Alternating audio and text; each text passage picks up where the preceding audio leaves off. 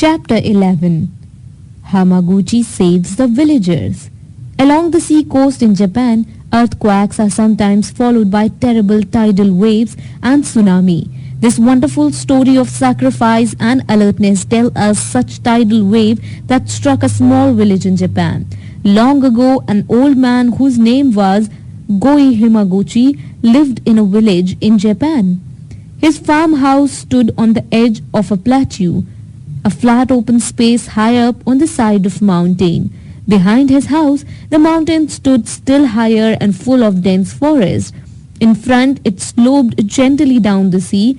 At the foot of the mountain, along the shore, was a little village made up of about 100 thatched houses. A little apart from them stood the temple. One afternoon, Hamaguchi sat with his grandson on the balcony of his house, watching the people of the village below enjoying the harvest festival. The rice crop had been very good and the villagers were very happy. All the shops and houses were gaily decorated with paper lanterns. The villagers wearing bright colored clothes were about to start the harvest dance. From his balcony, Hamaguchi could see the vast sea curling over into waves in the bright afternoon sun. Suddenly, Hamaguchi felt a slight movement. The house rocked 3 or 4 times and then stood still. Hamaguchi had experienced many earthquakes in his life and he was not frightened at all until he looked towards the sea. The sea had become a menacing, dark green and very rough. The tide had changed all of a sudden. Instead of the waves rolling onto the beach, the water was now running away from the beach. The villagers stopped dancing and ran towards the seashore to see more of the peculiar and strange sight.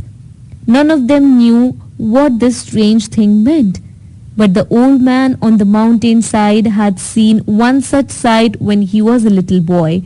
He knew what the sea would do. There was no time to send a message to the village nor to ring the bell in the temple, and yet he knew that the people on the seashore had to be warned. Yon, he called his grandson, light a torch quick.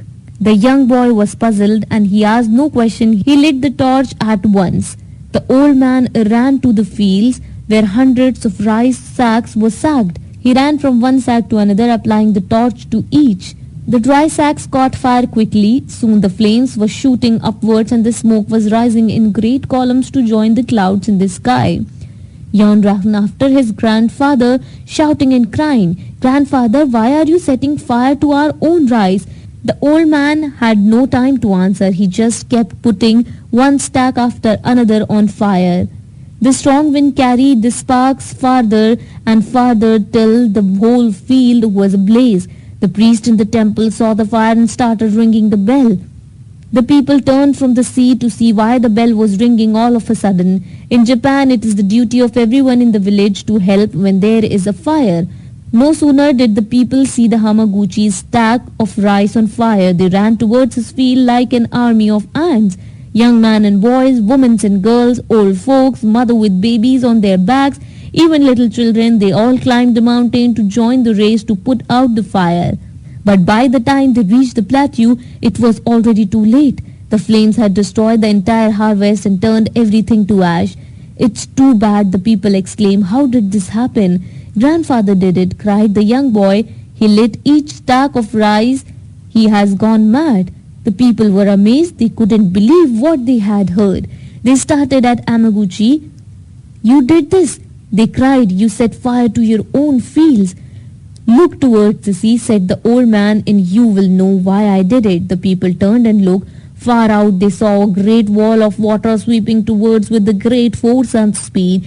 It was returning sea. The people shrieked, but their voices were lost in the great sound, louder than any thunder they have ever heard. As the water struck the side of the mountain, the hills shook and they were drenched in a great burst of foam. When the cloud of spray had disappeared, the people saw a wild sea roaring over what was once their village. Great angry waves tumbled above the housetops, rolling, roaring and tearing of houses, trees, anything that came its way. Great big rocks were torn away like they were pebbles being tossed around.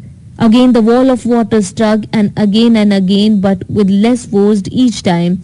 At last it fell back on its former place. The people stood speechless like statues on the side of the mountain. The village was gone, the temple was no more, and the fields had been torn away.